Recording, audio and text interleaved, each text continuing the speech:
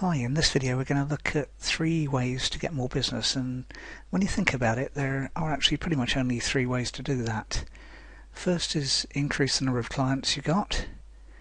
Second is increase the average transaction value. That doesn't necessarily mean price, it could be just get them to spend more.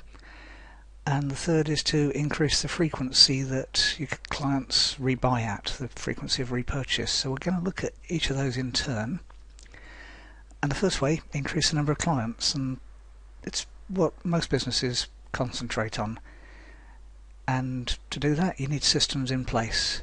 Could be advertising, that's again what a lot of businesses do, but one of the simplest and one of the most often overlooked is referrals, which is accelerating the word of mouth process. And it's odd, but almost every business I've encountered doesn't actively ask for referrals. It's almost as though we're a bit too British, we're a bit too embarrassed to do it.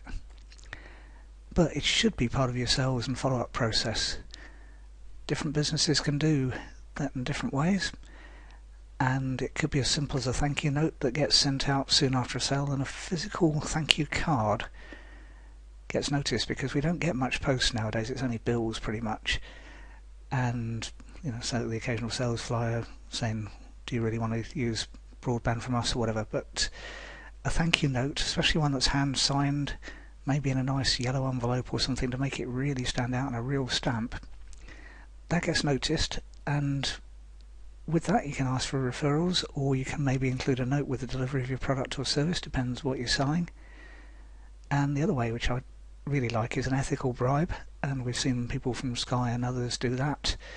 My bank used to do it. It was refer a friend, and both the person referring and the new client get whatever it happens to be. It might be a Marks and Sparks voucher, it could be a bottle of something, box of something, whatever. And there are some really pushy businesses that are making a killing that make it a requirement of being a client. And it depends how brave you are, but it's certainly worth something thinking about.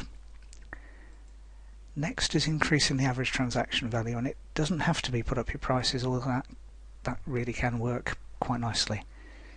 Some of it could be as simple as reminding clients what you sell, because unless you only sell one product, very high chance that most of your clients don't actually know everything you offer.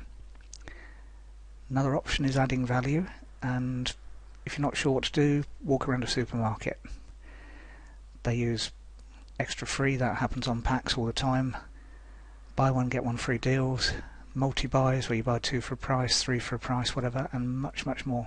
And just 10 minutes walking around a supermarket will give you lots and lots of ideas. And if your product lends itself to it, offer samples, because if people have tried it, the law of reciprocation kicks in and they're more likely to buy it. So lots of different ways of increasing the transaction value.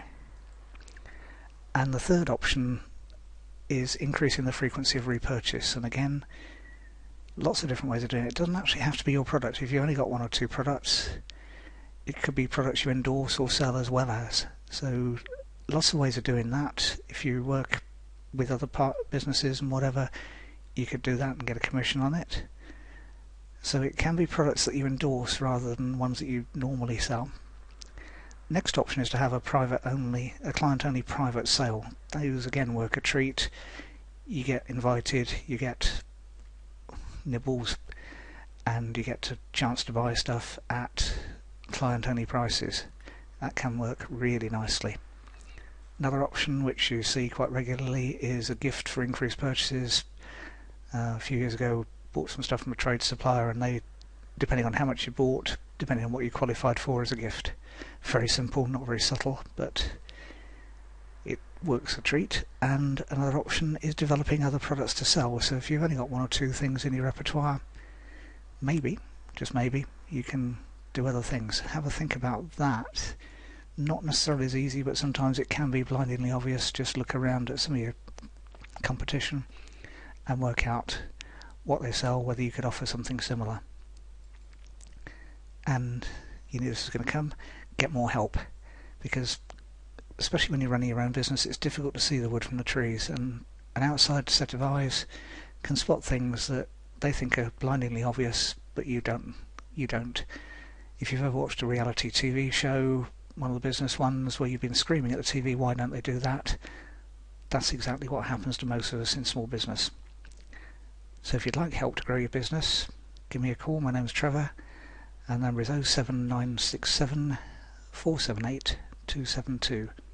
So if you'd like more help, ring for a quick chat. We'll take it from there. It's Trevor, 07967 478 272. I look forward to being able to speak with you and help you.